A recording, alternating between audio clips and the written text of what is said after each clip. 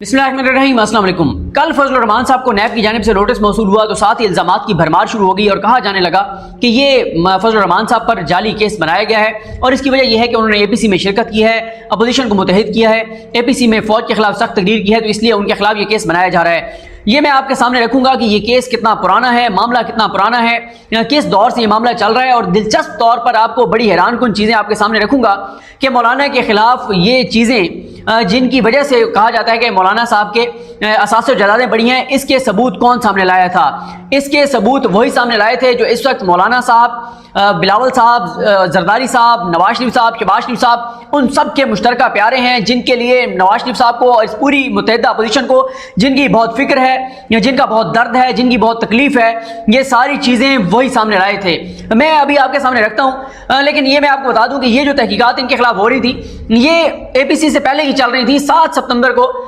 आमिर मतीन साहब ने रऊफ क्लासा साहब और मारिया जदून साहिबा के साथ प्रोग्राम करते हुए पब्लिक TV पर यह बताया था कि मौलाना फजल रहमान के खिलाफ तहकीकात की जा रही हैं। मामला ये है कि ये जो हमें पिछले 2-3 साल में ज़्यादा केसेस 4 साल में नज़र आए और एहतसाब होता हुआ नज़र आया, तो ऐसे लगा कि बहुत सारा ये बयानिया बनाया गया कि ये जी झूठे केसेस बनाए जा रहे हैं, अगर ये था तो पहले क्यों नहीं सामने आता था। उसकी एक वजह है, आप देखें कि 1990 से लेकर और उसके बाद 2018 तक 3 बारियां ली पीपल्स पार्टी और नून लीग ने। और दूसरी एक और वजह यह भी थी कि दरमियान में जो परवेज मुशर्रफ साहब का दौर आया, परवेज मुशर्रफ साहब के बारे में इमरान खान साहब ये कहते होते हैं कि मुशर्रफ अगर NRO ना देते इन खानदानों को, इन पार्टीज को, तो आज पाकिस्तान इस तबाही के दहाने पर ना होता। परवेज मुशर्रफ साहब ने नवाज शरीफ को गिरफ्तार किया, नवाज शरीफ के ऊपर केसेस बने, लेकिन उसके बाद नवाज शरीफ डील करके चले गए। तो ये भी मैं आपके सामने रखूंगा।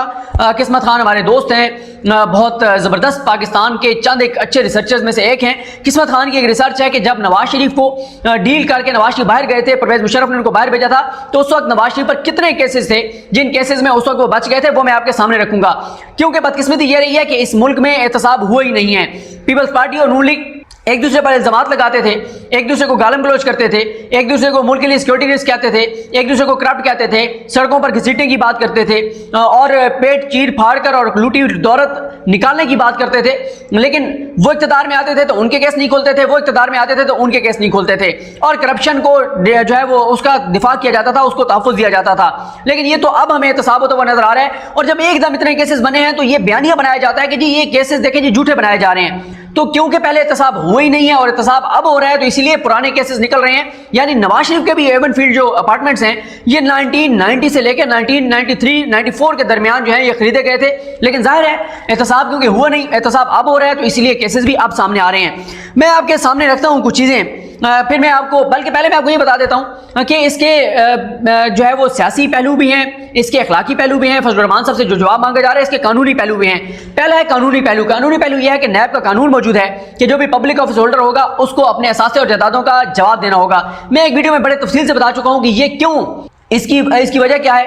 क्योंकि जो पब्लिक ऑफिस होल्डर होता है वो ऐसी जगह पर बैठा होता है जहां पे अवाम के टैक्स का पैसा उसके इख्तियार में होता है, वो इख्तियार के ईवानों में बैठा होता है, उसके पास कई ठेकों के इख्तियार होते हैं, उसके पास पैसा खर्च करने के इख्तियार होते हैं, उसके पास इन्फ्लुएंस इस्तेमाल करते हुए नौकरियां दिलवाने का इख्तियार होता है, उसके पास इतने इख्तियार होते हैं। तो ये इसलिए है कि आमदन से ज़्यादा असासों के बारे में कानून इसलिए मौजूद है कि अगर कोई पैसे बनाता है तो वो अगर असासे जदादें बनाता है तो उससे जवाब मांगा जा सके कि आपके ये असासे कैसे बने, आप इसको जस्टिफाई करें। जिसके हलाल के होते हैं वो जस्टिफाई कर देता है, जिनके हलाल के होते हैं उनको कोई मसला नहीं होता, लेकिन जिनके हलाल के नहीं होते तो उनको फिर उन असासों जदादों को जस्टिफाई करते हुए बहुत मसला होता है। वो नहीं बता पाते कि पैसे कमाए कैसे, भिजवाए कैसे, और वो रसीदें नहीं दिखा सकते। अब दूसरा है शरई पहलू। मौलाना साहब के मामले में मैं शरई पहलू की खास तौर पर इसलिए बात कर रहा हूँ, या मजहबी पहलू की या अखलाकी पहलू की, कि यही हमें जो उलमा हैं ये मिसालें देते हैं, हमें बताते हैं कि हज़रत उमर फारूक से एक शख्स ने खड़े होकर पूछा था कि ऐ उमर फारूक कैसे आपका ये जो है वो कुर्ता बना है, जितना कपड़ा बाकियों को मिला है उनमें से तो किसी का नहीं मिला। तो हज़रत उमर फारूक ने ये नहीं कहा था, वो जो खोसा साहब ने भी एक बार कहा था कि उन्होंने ये नहीं कहा था कि मेरे असासे मेरी आमदन से जायद हैं तो तुम्हें इससे क्या।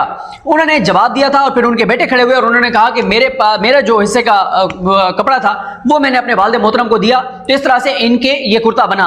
तो उन्होंने भी वो भी जवाब देते हैं। लेकिन यहाँ पे कहा जा रहा है कि फजल रहमान साहब को नैब ने बुलाया है तो 30 लाख लोग हम लेकर जाएंगे नैब के दफ्तर के बाहर, ये कहना है उनकी जमात का, और थ्रेट किया जा रहा है। और मौलाना साहब का अखलाकी पहलू इसलिए भी इंपॉर्टेंट है, मजहबी पहलू इसलिए भी इंपॉर्टेंट है کہ وہ پاکستان میں بڑے بڑے مدارس چلا رہے ہیں. مدارس کو لوگ جو ہے وہ زکوٰۃ صدقات فطرانوں کے پیسے دیتے ہیں. لوگ وہاں پہ یتیموں مسکینوں اور بچوں کو پڑھنے کے لیے, غریب بچے جو نادار ہوتے ہیں, جو ضرورت مند ہوتے ہیں, ان کو پڑھانے کے لیے پیسے دیتے ہیں. تو یہ اب سوال یہ ہے کہ آیا وہ پیسے واقعی مدارس میں خرچ ہو رہے ہیں یا مدارس چلانے والے اپنے اساتذہ جدادیں پڑھا رہے ہیں؟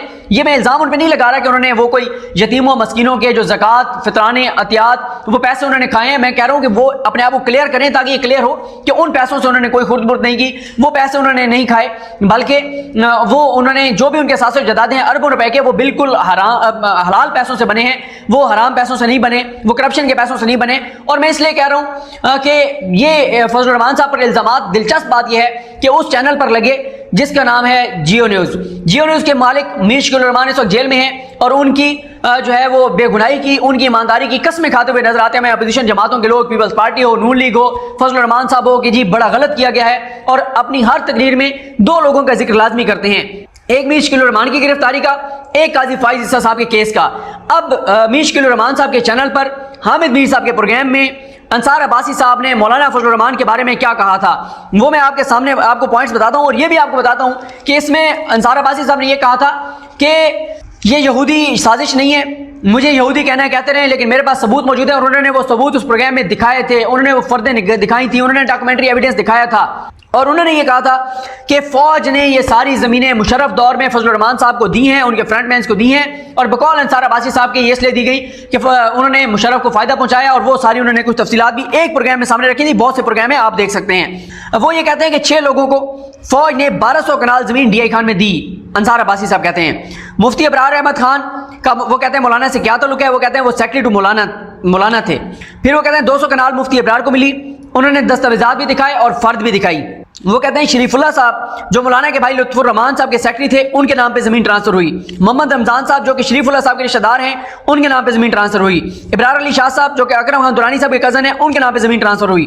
محمد اشرف علی خان جو لطف الرحمان صاحب کے ساتھ سیکرٹری ہیں, ان کو زمین ٹرانسفر ہوئی. شہزاد خان صاحب جو اکرم درانی صاحب کے ماموں ہیں, ان کو زمین ٹرانسفر ہوئی. وہ کہتے ہیں یہ ساری زمینیں جو ہیں یہ فوج نے دی تھی فضل الرحمان صاحب کو ان کے فرنٹ مینس کے ذریعے. اور اس وقت حامد میر صاحب نے ایک سوال بھی کیا تھا کہ آخر جی ایچ کیو نے کیوں یہ زمینیں مولانا فضل الرحمان کو دی ہیں. پھر یہ بھی کہتے ہیں انصار عباسی صاحب کہ 2004 میں ان کی الاٹمنٹ ہوئی, 17ویں ترمیم اس کے بعد کلیئر ہوئی, اور یہ مشرف کے ساتھ ان کے معاملات ہیں, اسی لیے ایم ایم اے نے فرینڈلی اپوزیشن کی. اور پھر یہ بھی کہا تھا انہوں نے حامد میر صاحب کے پروگرام میں انصار عباسی صاحب نے کہ اسلام کو تو میں نہ لائیں, آپ اگر سیاست کر رہے ہیں تو آپ اپنا جواب دیں. پھر یہ بھی بتایا گیا کہ 2006 میں 6000 کنال 10 بندوں کو لیز پر دی گئی, لیکن بیوروکریسی رکاوٹ بن گئی اور بالآخر وہ لیز جو ہے وہ کینسل کرنی پڑ گئی. اور وہ کہتے ہیں کہ یہ کیونکہ وائلیشن تھی قانون کی تو اس لیے یہ لیز کینسل کرنی پڑ گئی. پھر وہ کہتے ہیں کہ حاجی عبید اللہ شریف اللہ صاحب کے جو بھائی ہیں, ان کو شریف اللہ صاحب خود, محمد اشرف, محمد عدنان خان جو درانی صاحب کے کزن ہیں, شریف اللہ صاحب کے بھانجے ہیں ایک اور یہ سارے جو ہیں ان کو بھی زمینیں جو ہیں وہ لاٹ کی گئی تھیں. اور وہ یہ کہتے ہیں کہ یہ میں نے ڈاکومنٹس گھر پر نہیں بتائے, اور وہ کہتے ہیں کہ اتنا کچھ ہے, ابھی تو میں نے کچھ بھی نہیں دکھایا. اور وہ کہتے ہیں کہ یہودیوں کی سازش نہیں ہے بلکہ یہ ڈاکومنٹس موجود ہیں. اچھا, یہ تو ہو گیا جی جیو نیوز پہ حامد میر صاحب کے پروگرام میں انصار عباسی صاحب. اب آج کل آپ کو پتا ہے کہ اپوزیشن کی بہت بڑی سپورٹر ہیں ثنا بچا صاحبہ, اور ثنا بچا صاحبہ کو اس وقت اپوزیشن بہت پسند کرتی ہے. ان کی ٹویٹس ری ٹویٹ کرنی ہو, ان کے حوالے دینے ہوں, بہت زیادہ ثنا بچا صاحب کو جو ہے وہ پسند کیا جاتا ہے. ثنا بچا صاحبہ نے کیا کہا تھا مولانا فضل الرحمان صاحب سے سوال کرتے ہوئے, اور فضل الرحمان صاحب نے اس پہ کیا جواب دیا تھا, یہ ذرا آپ سنیے. یہ کہہ رہی ہیں محترمہ ثنا بچا صاحبہ, پر قبضہ کیا جو کہ آپ کی نہیں تھی. اس حوالے سے بہت سارے مل گئے, مگر ساتھ ساتھ کچھ کرپشن کے حوالے سے بھی آپ کو لوگ یاد کرتے ہیں. مولانا ڈیزل اگر آپ بات یاد کریں, اور اس کے علاوہ اس طرح کی باتیں کہ ڈی آئی خان میں, بنو میں, کڑک میں, ٹانک میں آپ نے کوئی ایسی اراضی پر قبضہ کیا جو کہ آپ کی نہیں تھی. اس حوالے سے بہت سارے کرپشن کے الزامات بھی اٹھائے جاتے ہیں. یہ جو الزامات اٹھاتے ہیں, پلس انصار عباسی صاحب جو ہمارے بہت کریڈیبل جرنلسٹ ہیں, انویسٹیگیشن ہے, انہوں نے بھی آپ کی اخبار میں چند روز پہلے ایسی خبر شائع کی ہے, کوئی کے پی نیب ان لینڈز کا اس وقت دیکھ رہی ہے کہ کیا ہوا ہے سلسلہ. تو آپ کیا سمجھتے ہیں یہ جو لوگ الزامات اٹھا رہے ہیں یہ صحیح الزامات ہیں؟ میں ان الزامات پر لعنت بھیجتا ہوں. اچھا, اور یہاں تک لعنت اللہ علی الکاذبین کہہ سکتا ہوں. تو لعنت بھیجنے کا مطلب آپ کہہ رہے ہیں کہ یہ سب جھوٹ پر مبنی ہے. جھوٹ سے بھی اگر کوئی آگے لفظ ہے, تہمت اور بہتان, جس سے نہ انبیاء محفوظ رہے ہیں, جس سے نہ صحابہ کرام محفوظ رہے ہیں, اور اس طرح کے جھوٹے اور بہتانات اگر مجھ پر لگائے جاتے ہیں تو میں تاریخ کے ان عظیم المرتبہ شخصیات کی پیروکاری میں آتا ہوں جو ان قسم کے حالات سے گزرے ہیں, اور اس قسم کے لوگوں نے کسی شخصیت کو مجروح کرنے کے لیے اگر حضرت جبریل کو معاف نہیں کیا, اگر پیغمبر اسلام علیہ السلام کو معاف نہیں کیا, اگر ان کے صحابہ کرام کو معاف نہیں کیا, تو میں کون ہوتا ہوں کہ آج کے اس دور میں ایک نظریاتی اور کردار کی سیاست کرنے کے باوجود مجھ پر کیچڑ نہ चले जाएं, मैं कौन होता हूँ इतना बड़ा आदमी। ठीक है, आपने इन इल्जामात पर भी लानत भेज दी, मगर मैं ये जानना चाहूंगी, जैसे नसीरुल्लाह बाबर साहब ऑन रिकॉर्ड हैं, वो ये आपके बारे में कहते हैं कि वजीर दाखिला रह चुके हैं वो बेनजीर भुट्टो के वक्त में, तो वो कहते हैं कि अगर आपको खुश करना हो तो आपको कौम के मुल्क के खजाने की चाबी दे दी जाए, तो इस हवाले से आप क्या कहेंगे? नहीं, आप क्या सवाल इस वक्त उठा रहे हैं? मुझे आप जरा अपना मकसद बता दीजिए कि आपको किसने फीड किया है आज की इस इंटरव्यू में इन सवालों को उठाने के लिए, जरा इसकी भी आप वजाहत कर लेना। मौलाना साहब, दैट्स नॉट फेयर, मुझे किसी से डिक्टेशन नहीं मिली, ना ही किसी जरूर फीड किया है, आपका टास्क है, आप मुझे जरा बता दें कि ये टास्क आपको किसने दिया है। मौलाना साहब, मैं अपना मुर्दे गड़े खोदना, जब मामला सारे किसी जमाने में गुजर चुके हैं, हजार मौलाना साहब आज नहीं, मौलाना साहब बहुत माजरत के साथ, अगर आज का आप कोई भी गूगल पे जाके अगर आप ये सर्च करेंगे तो ये सारी चीजें बार बार वापस आ रही हैं, इसलिए हम चाह रहे हैं कि आपका मौका तो चलते रहे, मुझे उससे क्या सरोकार है? आप आज ये सवाल उठाकर क्यों उन सफों में शामिल होने की कोशिश कर रही हैं कि जिन्होंने पहले हमारे किरदार को मशकूक किया और आज आप उसका हिस्सा बन रही हैं? माशाअल्लाह। नहीं जी, मेरा कोई काम नहीं है मौलाना साहब किरदार को मशकूक करना, इसीलिए आप यहाँ सामने बैठे हैं, इसीलिए मैं आपसे पूछ रही हूँ, मैं किसी और तीसरे बंदे से नहीं पूछ रही, आपसे पूछ रही हूँ। जी, तो आपने देखा ये जी सना बुच्चा साहिबा थी जो आजकल अपोजिशन की बड़ी लाडली हैं, और दिलचस्प बात ये भी है कि सना बुच्चा साहिबा का प्रोग्राम लेकिन ये भी जियो न्यूज़ पर था। तो मीर शकीलुर रहमान के चैनल ने इंकशाफात किए फजलुर रहमान साहब के बारे में कि इनको फौज ने नवाजा, मुशर्रफ दौर में फौज ने नवाजा, इनको ज़मीनें दी, और इल्ज़ाम यही है नैब का कि इनको गैर कानूनी तरीके से इनके पास कुछ ऐसी चीज़ें आई, कुछ ऐसी असासे और जदादें आई जिनको इन्होंने बेचा और फिर और असासे और जदादें बनाई, और इनकी जो कोई शुगर मिल है, कोई इनके बंगले हैं, कोई इनके और प्रॉपर्टीज़ हैं, कोई 300 कनाल ज़रिए राजी है, कोई बैरून मुल्क जदादें हैं, कोई बड़े शहरों में घर हैं, ये सारे इल्ज़ामात हैं इनके ऊपर के, और इनके ऊपर इल्ज़ाम ये है कि ये गैर कानूनी तरीके से बनाए गए हैं, और इनको ये कहा जा रहा है कि आप इन असासे और जदादों को जस्टिफाई करें। ये इल्ज़ामात ना तो इमरान खान के लगाए हुए हैं, ना फौज के लगाए हुए हैं, ना जनरल कमर जावेद बाजवा के लगाए हुए हैं, ना मौजूदा chairman NAB justice retired Javed Iqbal साहब के लगाए हुए हैं। ये जो इल्ज़ामात हैं, ये जो इंकशाफात हैं, ये जियो न्यूज़ सामने लाया था, अंसार अब्बासी साहब सामने लाए थे, सना बुच्चा साहिबा सामने लाई थी, जियो न्यूज़ सामने लाया था, मीर शकीलुर रहमान का चैनल सामने लाया था, और आज उन्हीं के ऊपर मौलाना फजलुर रहमान साहब से जवाब मांगा जा रहा है, क्योंकि ये इंकशाफात हुए थे आज से कोई 10-15 साल पहले। ये ज़मीनें तो अलाट हुई हैं कोई 2004 में, कोई 2006 में, उस वक्त था मुशर्रफ साहब का दौर। मुशर्रफ का दौर खत्म होता है, पीपल्स पार्टी का दौर आ जाता है, पीपल्स पार्टी के साथ भी मौलाना साहब के अच्छे तल्लुकात थे।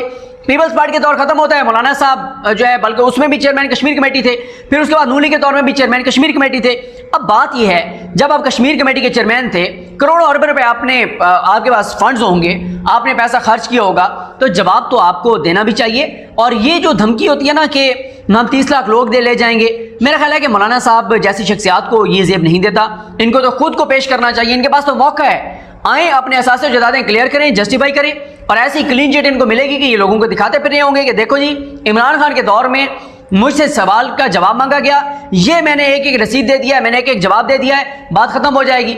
जब इमरान खान के से नवाज शरीफ के दौर में, नूली के दौर में सुप्रीम कोर्ट ने जवाब मांगा, इमरान खान ने कहीं पे ये नहीं कहा था कि मेरे खिलाफ साजिश है, ये जो है वो मेरे यहूदी साजिश है, या पता नहीं किसकी साजिश है, ये नूली की साजिश है, ये किसकी, उन्होंने एक मरतबा भी ये बयान नहीं दिया था, और उन्होंने एक एक सवाल जो सुप्रीम कोर्ट का था उसका जवाब दिया, और सुप्रीम कोर्ट ने उनको क्लियर करार दिया। मौलाना साहब को भी खुद को एहतसाब के लिए पेश करना चाहिए, जवाब देना चाहिए। ये कोई तरीका नहीं है कि आपसे कोई पूछे तो आप इसको मज़हब पर हमला करार देकर और आप कहें कि जी मज़हब पर हमला है, मदारिस के खिलाफ साजिश है और मेरे खिलाफ साजिश है। ये साजिश कोई नहीं कर रहा, ये इंकशाफात थे जो कि अंसार अब्बासी साहब ने किए थे, जो कि सना बुच्चा साहब ने किए थे मीर शकीलुर रहमान के चैनल पर।